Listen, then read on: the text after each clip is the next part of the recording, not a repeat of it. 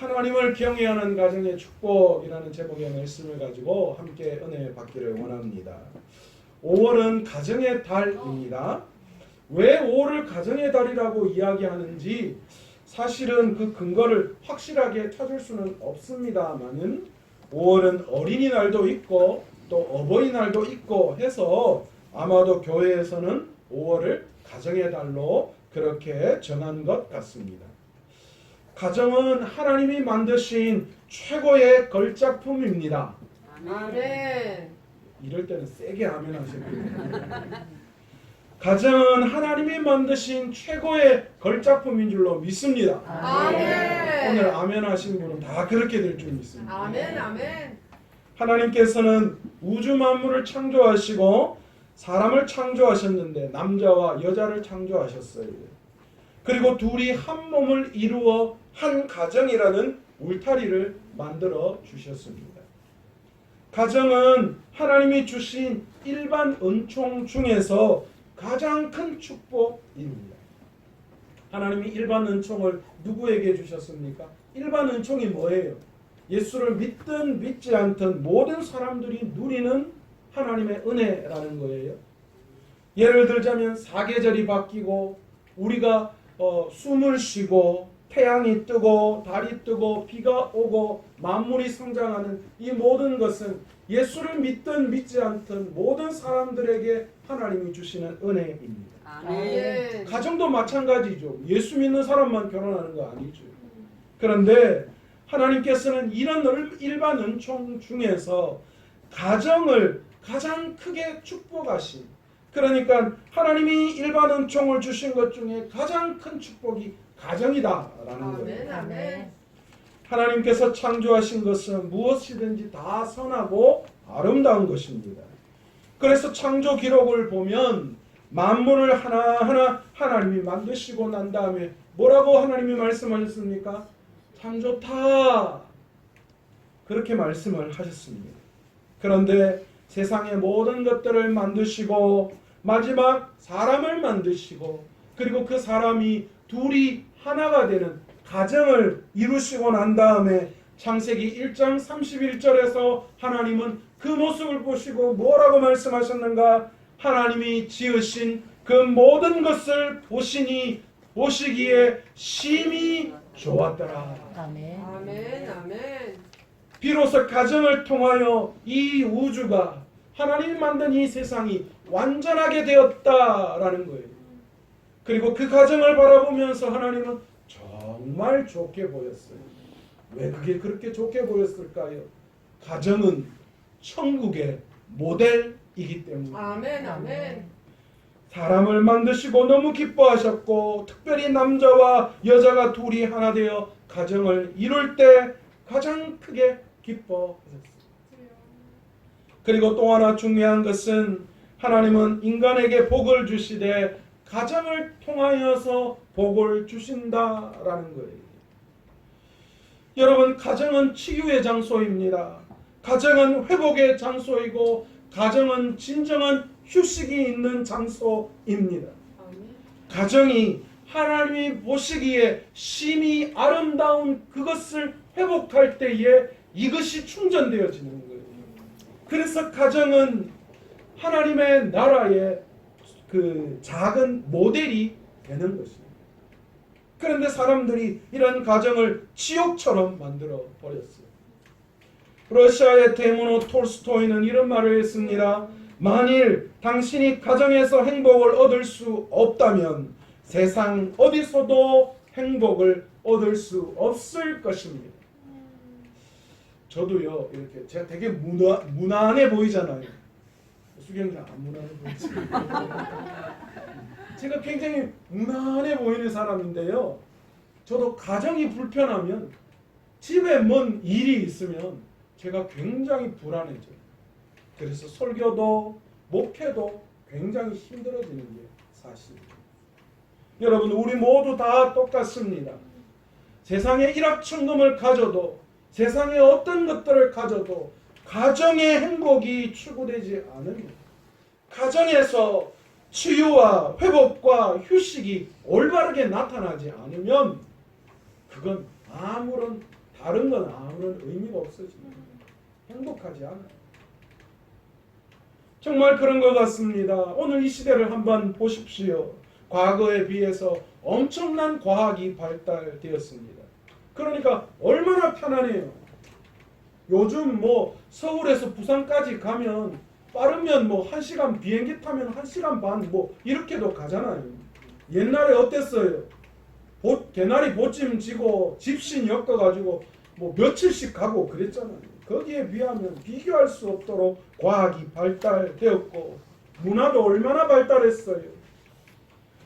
그리고 삶의 질도 얼마나 개선되었습니까? 그런데 그렇게 되면 될수록 세상은 어떻습니까? 점점 더 많은 문제 속에 사로잡혀 버렸다는 거예요. 살기가 더 어려워졌어요. 어디 있어도 진정한 행복을 찾을 수 없는 그런 상황이 되어져 버렸습니다. 여러분 왜 그렇습니까? 왜 이렇게 되었을까요? 오늘 우리가 겪고 있는 모든 문제의 근원은 돈이 없어서도 문화가 발달되지 않아서도 다른 어떤 원인에 있는 것이 아니라 가정으로서의 그 역할을 감당하지 못했기 때문에 나타나는 현상인 줄로 믿습니다. 가정이 깨어지고 가정에서 진정한 행복을 맛보지 못하는 그런 일 때문에 오늘날 여러 가지 일들이 우리에게 일어나고 있어요. 가정의 역할이 깨어지니까 세상이 깨어져 버렸어요. 그러니까 세상이 문제를 만드는 것이 아니라 문제되는 가정이 문제의 세상을 만들어 버린 것입니다. 한번 보세요. 건강한 가정에서 하나님이 허락해 놓으신 천국을 맛본 사람들, 그 사람들이 세상 가운데 문제를 일으키겠어요? 일으키라고 해도 일으키지 못할 거예요. 가정은 세상을 변화시킬 위대한 인물도 만들지만 그 잘못된 가정은 세상을 망하게 하는 시대의 괴물을 만들어내는 그런 역할을 하기도 한다는 사실을 우리는 알아야 합니다. 요즘 가정 어떻습니까? 개인주의, 이기주의가 가정 안에 판을 치고 있어요. 가정 안에서 자기밖에 몰라요. 아내의 아픔, 남편의 아픔, 자식들의 아픔보다 내 아픔이 더 중요하게 여겨져요. 저는 예전에 우리 아버지가 생선은 대가리라고 하잖아요. 생선의 대가리를 좋아하시는 분인 줄 알았어요. 눈도 파드시고 머리에 그 들어가 있는 그거 드시면서 완전 머리를 분해하시더라고요. 그래서 와, 우리 아버지는 머리를 참 좋아하시는구나. 생선 대가리를 좋아하시는구나. 그런데 제가 아버지가 되니까 아버지가 대가리를 좋아하신 것이 아니라 자식들 몸통 먹으라고 자식들이 먹기 힘든 생선의 대가리를 드신 거였다라는 걸 알았어요. 요즘은 저도 집에서 생선 대가리 안 먹습니다. 몸통 먹습니다. 니는 나중에 많이 먹을 거니까 나라도 그냥 몸통 먹어야 돼. 여러분 옛날에는 그랬어요. 자식들 배불리 먹이려고 엄마는 부엌에서 누룽지 끌고 가면서 그 물에 말아 드시면 그것으로 자식들 배부르는 것을 만족히 생각했어요. 그러나 지금은 아닙니다. 내 인생 내가 즐겨야지 자식 때문에 그런 발목 잡히기 싫다는 그런 마음, 그런 생각을 가지고 있는 부모들이 많아요. 자신의 인생을 위해서 다른 남편도 아내도 아무런 상관없고 내가 중요하다라고 여겨지는 경우가 많습니다. 부모에게 대드는 자식들이 있어요. 누가 낳아주려고 했습니까?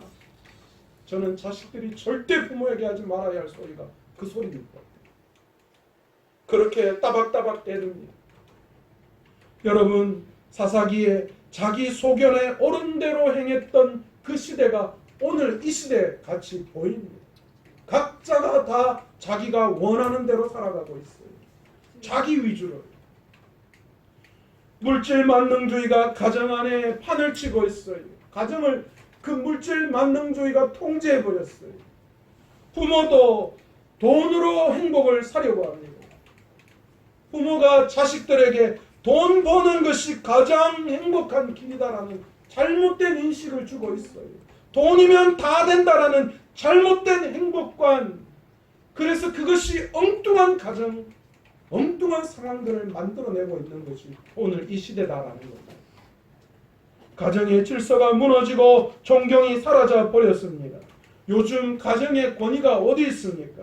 아버지의 권위, 어른의 권위, 이런 것들은 사라져 버렸어요. 요즘 청년들에게 어른의 권위 인정해달라고 하면 어떤 일이 일어납니까?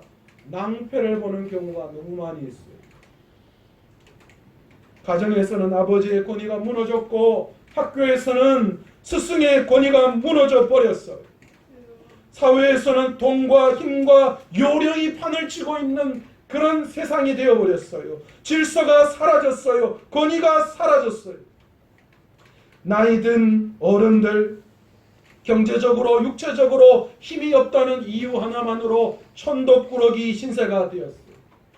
의학이 발달되고 평균 수명은 자꾸 늘어나는데 나이든 경제력 없는 힘없는 부모가 설 자리는 어디에도 없어져 버렸다라는 것입니다.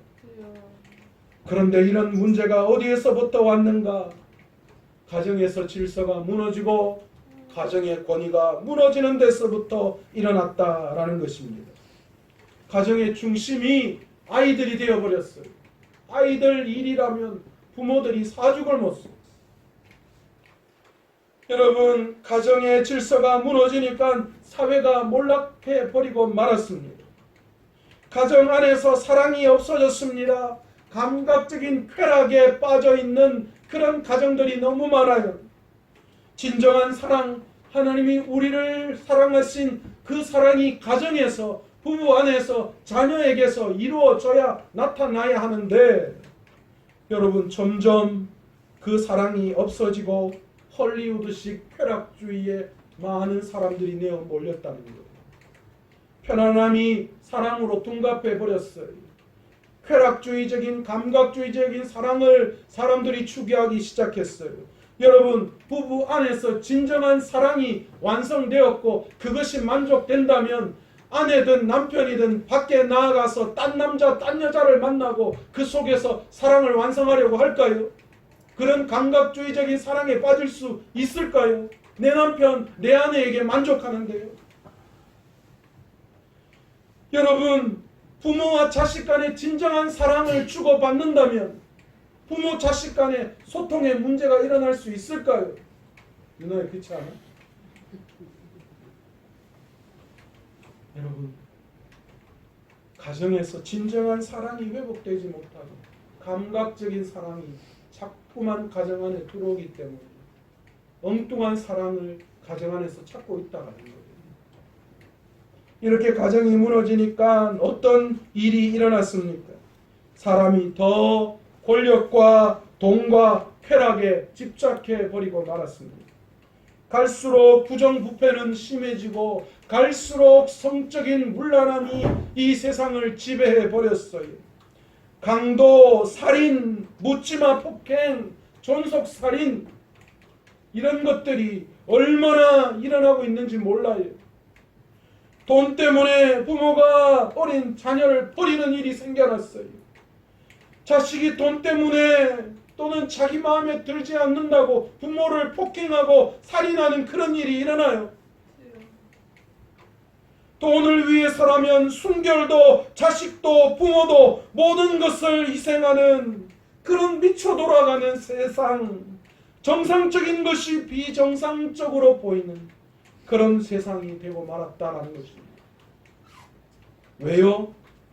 가정이 무너지고 가정의 순기능이 떨어졌기 때문입니다.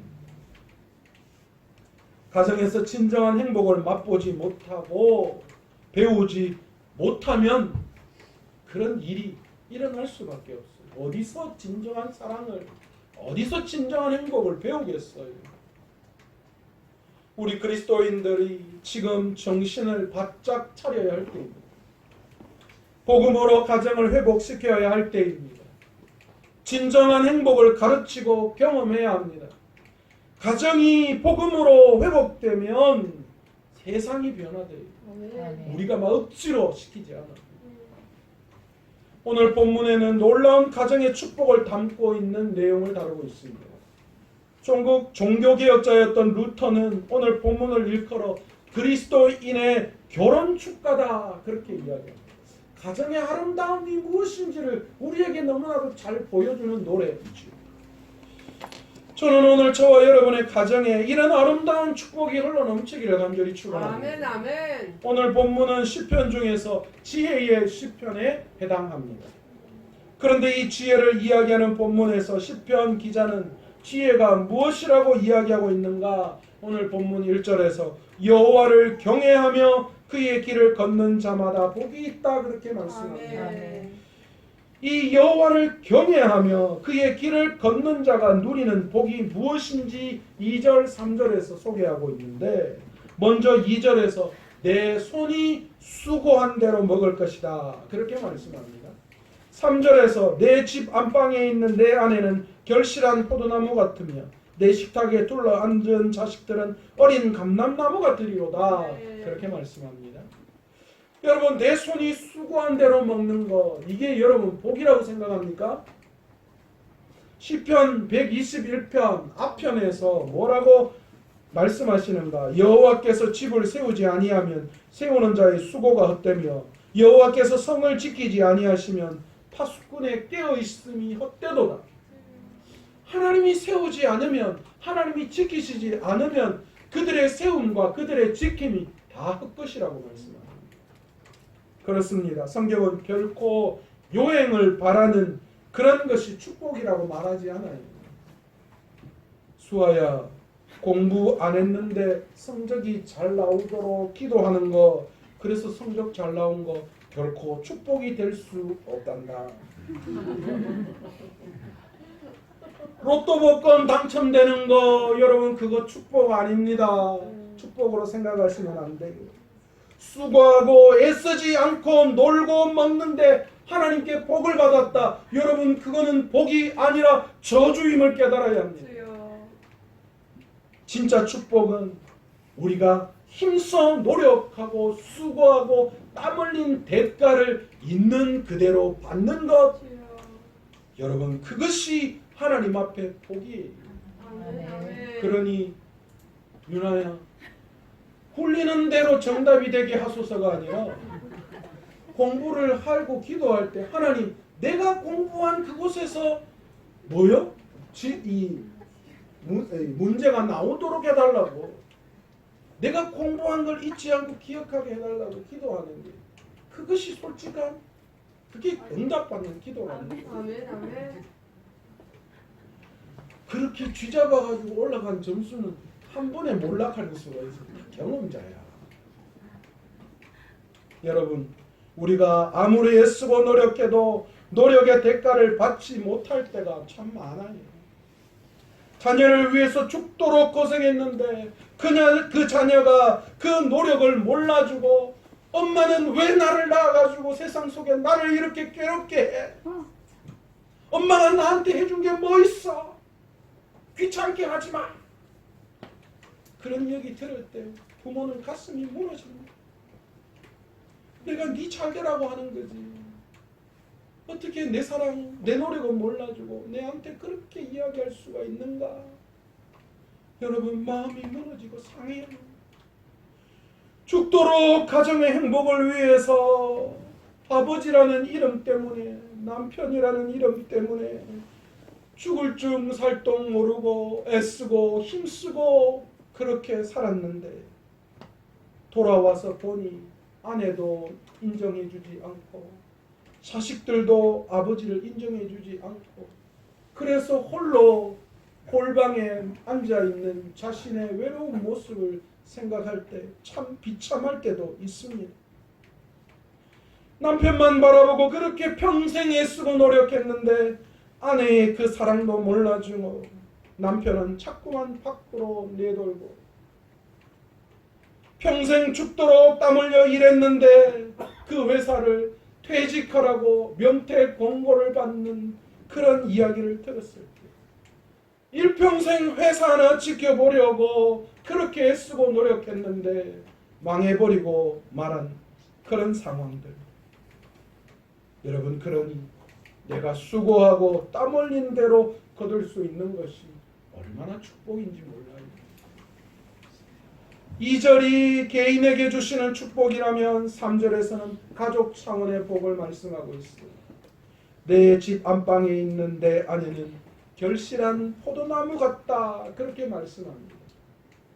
여러분, 아내가 있다고 다 행복합니까? 자식이 있다고 다 행복합니까? 남편이 있다고 다 행복합니까? 아닙니다. 아내가 남편이 원수가 되고 자식이 애물단지가 될 때가 있어요. 귀신은 뭐하나 저 인간 안 잡아가고 그런 생각 들 때 있다는 거예요. 정집사님 그런 거. 사실 유대 사회에서는요, 여러분, 자식이 많은 것이 하나님께 축복을 받았다라는 증거였어요. 또한 농경 사회에서는 자식의 숫자가 다른 말로 경제력과 비례하게 되어 있었어요. 여러분, 오늘 내 집 안방에 있는 내 아내는 결실한 포도나무 같다. 그 아내가 포도나무에 주렁주렁 포도 열매가 맺듯이 그 안에 뭡니까? 자식들이 풍성하게 일어나고 그 포도나무의 달콤한 향기처럼 그 가정에 아내의 사랑의 향기, 달콤한 향기가 풍겨져 나올 때에 여러분, 얼마나 행복한 가정이라고 말할 수 있을까요? 여러분, 우리 모두가 다 바라는 그런 가정이 이런 가정 아니겠습니까? 또한 자식들은 어린 감람나무 같다, 그렇게 말씀합니다. 여러분, 감람나무 올리브나무입니다. 잎이 푸른 청청한 그런 나무처럼 자식들이 믿음 안에서 잘 어우러져 건강하게 자라나는 그런 모습, 여러분, 우리 가정이 꿈꾸는 가정 아니겠습니까? 남편의 입장에서 아내가 가정에서 그 역할을 감당하고 사랑스럽고 풍성하고 향기로우며 자녀가 서로 잘 어우러져 건강하게 무럭무럭 잘 자라나는 것, 여러분, 얼마나 행복한 가정입니다. 시편 기자는 4절에서 여호와를 경외하는 자는 이 같은 복을 받을 것이다 말씀합니다. 그렇다면 여호와를 경외한다는 것이 무엇입니까? 여러분, 경외한다라는 것은 사랑하고 두려워하는 거예요. 시편 기자는 이것을 분명하게 우리에게 이야기합니다. 우리 아들이 수영하잖아요. 선수 수영을 하는데요. 그런데 참 희한해요. 코치가 매일 소리 지르고요. 벽바퀴, 아니면 운동장 100바퀴 돌기, 아니면 수영 여기서 여기까지 해, 이렇게 막 한다는 거예요. 그러면 막 숨이 여기까지 차고 막 죽을 것 같다는 거예요. 너무너무 힘들다는 거예요. 그래서 어떤 경우는 훈련도 안 가고 싶어요. 아빠 너무 힘들어. 훈련 오늘 안 가고 싶어. 막 그런 생각이 드네요. 그만둬라 그러면 나는 적극 찬성한다. 그런데 그래도 지가 하고 싶대요. 그렇게 원수 같은 코치, 내 같으면 저 인간적으로 이렇게 생각할 수도 있을 것 같은데, 그런데 그런 코치를 보고 우리 아들이 코치님 그러면서 자기는 코치님이 좋대요. 도저히 이해가 안 돼요. 자기를 그렇게 괴롭히는데 그런 코치가 왜 좋냐고요. 그런데 여러분, 여기에서 경외를 배울 수 있는, 여러분, 경외라는 말은 두려워한다라는 뜻인데, 그런데 무조건 이 두려워한다는 것은 무조건 무서워해서 멀리하는 게 아닙니다. 존경심을 갖고 가까이 하는 데 있다는 거예요. 여러분, 하나님을 두려워하면 멀리하는 것은 경외가 아닌 것을 우리는 창세기 3장에서 볼 수 있어요. 아담과 하와가 하나님 앞에 죄를 범하고 하나님이 두려워해서 뭐 했어요? 피했잖아요. 도망갔잖아요. 그건 경외가 아니에요. 여러분, 우리가 하나님을 경외한다는 것은 하나님의 두려움을 알고 그분을 존경하고 그분을 사랑하고 가까이 하는 걸 이야기해요. 우리는 자꾸만 하나님을 사랑의 하나님만으로 보지만, 그러나 하나님은 두려움의 하나님도 될 수 있다는 것을 우리는 알아야 합니다. 그 두려움으로 하나님을 존경하고 하나님께 가까이 가야 되는 겁니다. 그렇다면 왜 가정에서 복을 받는 비결과 여호와를 경외하는 것이 연결되어져 있을까요? 그것은 여호와 하나님을 경외하는 것을 제일 먼저 적용할 수 있는 것이 가정이라는 것입니다. 여러분, 가정 안에서 여호와를 경외하지 못하는 사람이 어떻게 사회에서, 어떻게 교회에서 진정으로 여호와를 경외한다고 이야기할 수 있을까요? 안에서 새는 바가지는 어디에서도 샌다고요? 지금 뭐 우리나라 분 아니셔요? 안에서도 새는 바가지는 어디서도 새요? 밖에서도 새요. 여러분, 가장 기본되는 가정에서 여호와를 경외하지 않으면 우리는 밖에서도 여호와를 경외할 수 없다라는 겁니다. 그래서 내 가정에서 여호와를 주인으로 섬기지 못하면 내 일터 세상 속에서 여호와를 주인으로 섬기지 못해요. 여러분, 그래서 교회 일꾼을 세울 때 자기 집을 잘 다스리는 사람을 교회의 일꾼으로 세우라고 말씀하는 거예요. 우리가 진정으로 여호와 하나님을 경외하는 참 삶의 모습을 적용해 보려면 가정에서 제일 먼저 일어나야 합니다. 그러기에 가정에서 복을 받는 비결과 여호와를 경외하는 것이 연결되어져 있다라는 것입니다. 그렇다면 여호와를 경외하는 삶이란 어떤 삶을 말하는 것일까요? 1절에 보시면 여호와를 경외하며 그의 길을 걷는 자, 다시 말해서 여호와를 경외하는 자는 그의 길을 걷는 자라고 볼 수 있다는 겁니다. 그런데 놀랍게도 이 그의 길을 걷는 자를 바울이 에베소서 5장 15절에서 21절에 뭐라고 말씀하시느냐? 그리스도를 따라가는 사람들이 어떤 삶을 살아야 하는가? 세월을 아껴야 한다. 주님의 뜻이 무엇인지를 이해하고 방탕하지 말고 성령의 충만함을 받고 시와 찬송과 신령한 노래로 서로 화답하고 찬양하라. 그러므로 하나님께 감사하라. 아멘. 그리고 21절에 그리스도를 경외함으로 피차 복종하라. 그렇게 말씀합니다. 여러분, 그리스도를 경외함은 피차 복종하는 것이다라고 바울이 이야기하는데, 여러분, 그러면서 이 바울이 그 이후에 가정 안에서 일어나야 할 아내와 남편과 자식들이 어떻게 그리스도 안에서 피차 복종하는 것, 다시 말해서 여호와를 경외하는 삶을 가정 안에서 어떻게 이루어가야 하는 것을 구체적으로 우리에게 보여주고 있습니다. 아내에게는 뭐라고 이야기합니까? 남편에게 복종하기를 죽게 하듯하라 라는 겁니다.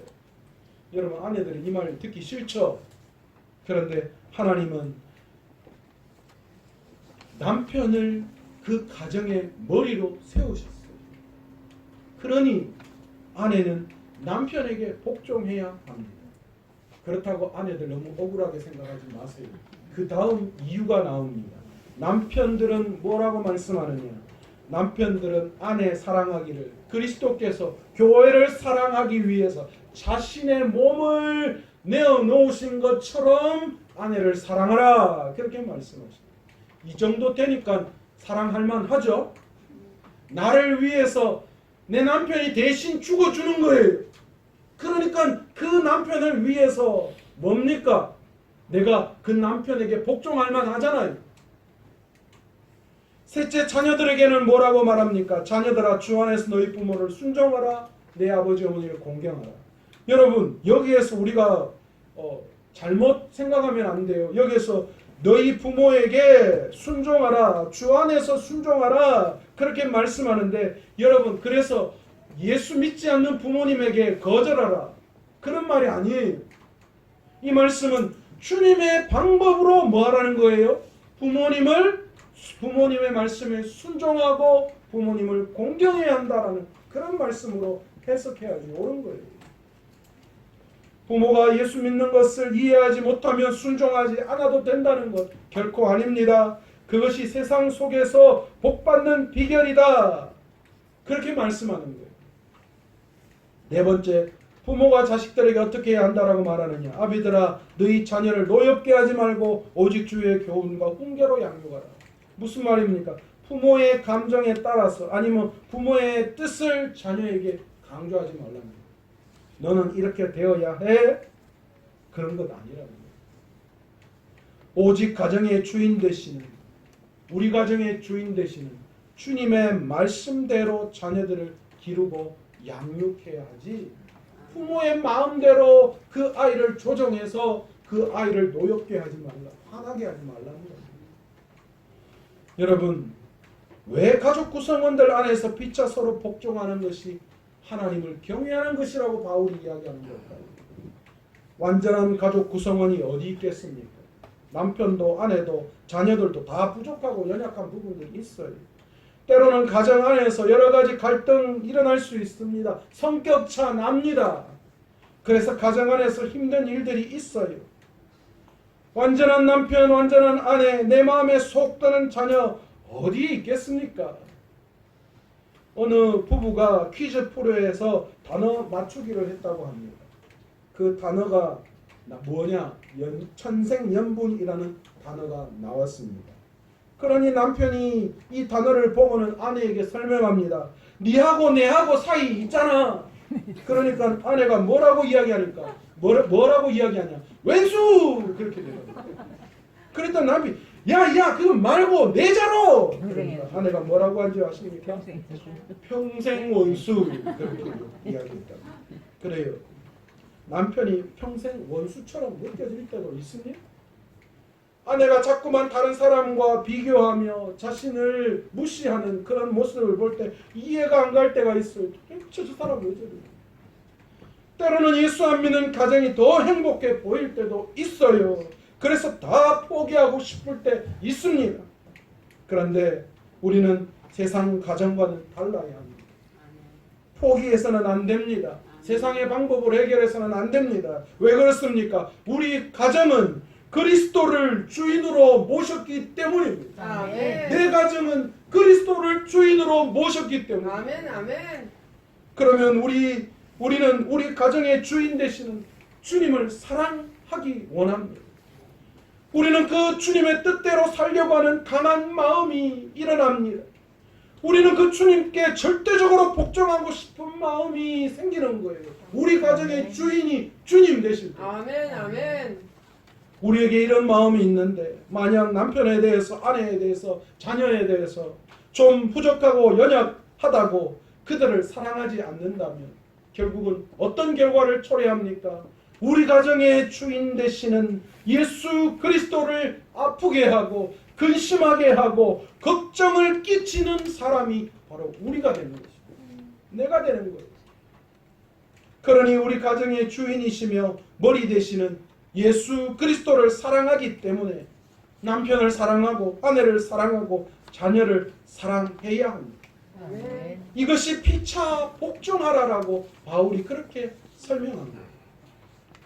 우리 가정의 주인이 예수 그리스도이시기에 그분을 경외하고 사랑하다가 보면 가정 안에서 피차 복종하라는 주님의 말씀을 거역할 수 없게 되는 것입니다.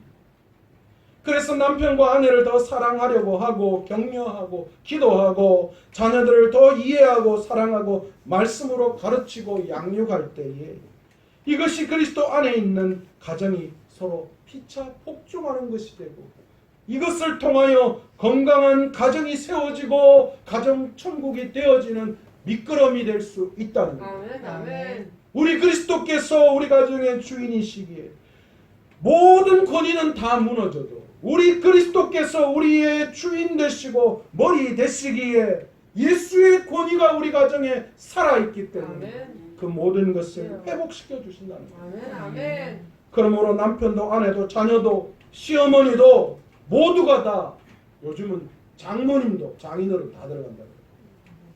이 모든 권위 앞에 순종할 때 그리스도를 중심으로 서로 피차 사랑하고 격려하고 축복하는 너무나 멋진 가정이 될 수 있는 줄 믿습니다. 아멘. 이것이 하나님이 축복하시는 하나님이 이루시기를 원하시는 가정 천국입니다. 우리 그리스도인의 가정들 안에서 이런 일이 일어나시기를 간절히 축원합니다. 아멘. 아니면 세상은 희망이 없어요. 그리스도의 가정 안에서 진정한 행복, 진정한 기쁨이 나타나지 않으면 어디서 건강하고 행복한 가정을 찾을 수 있겠습니까? 우리 그리스도인의 가정들이 이 일을 실천하고 그 가정이 가정 천국 되고 그리고 가정천국 될 때에 우리의 가정의 문을 활짝 열어야 합니다. 그리고 사람들에게 우리 가정 천국 되는 모습을 보여줘야 해요. 여러분, 좋은 것과 나쁜 것이 있으면 사람들이 나쁜 거 그거 보겠어요? 당연히 좋은 걸 따라가게 되어 있는 거죠. 여러분, 사람들에게 우리 가정, 우리 믿는 가정, 우리 그리스도의 가정이 천국 되어서 그 천국 되는 것을 우리 가정의 문을 활짝 열고 사람들이 보게 해야 돼요. 느끼게 해야 돼요. 이것들을 통하여 부활의 우리 예수 그리스도, 다시 오실 예수 그리스도, 구원의 예수 그리스도를 전할 수 있는 그런 믿음의 도구가 되는 것이죠. 내 가정이 지옥인데 무슨 복음을 전해요? 여러분, 그런 믿음의 가정을 만들어갈 수 있도록 저와 여러분 되시기를 원합니다. 아멘. 여러분, 요즘 그리스도인들을 바라보면서 세상 사람들이 걱정해요. 웃겨요. 도리어 요즘 그리스도인들이 문제가 돼요. 그래서 세상 사람들의 걱정거리가 되는 거예요. 그리스도인들이. 왜 이렇게 됐는지 모르겠어요. 여러분, 우리가 세상 사람들을 걱정해야죠. 그리스도인들, 세상 사람들이 그리스도인들을 보고 걱정해서 되겠습니까? 여러분, 오늘 이 시간 우리가 이 가정 천국을 이루기 위해서 오늘 시편에 말씀하신 여호와 하나님을 경외하는 그런 가정, 그 가정은 서로 가정 안에서 피차 복종하는 것, 우리 예수 그리스도를 우리 가정의 진정한 주인이시며 진정한 권위를 세워나가는 것입니다. 그것이 피차 복종하는 것입니다. 우리가 다시 한번 깨닫고 그 가정 천국을 이루어 나갈 수 있는, 그래서 오늘 시편 128편에 그 놀라운 가정에 주신 축복을 마음껏 누릴 수 있는 저와 여러분 되시기를 간절히 축원합니다. 아멘. 오늘 이 시간 말씀을 생각하시면서 함께 통성으로 기도하기를 원합니다.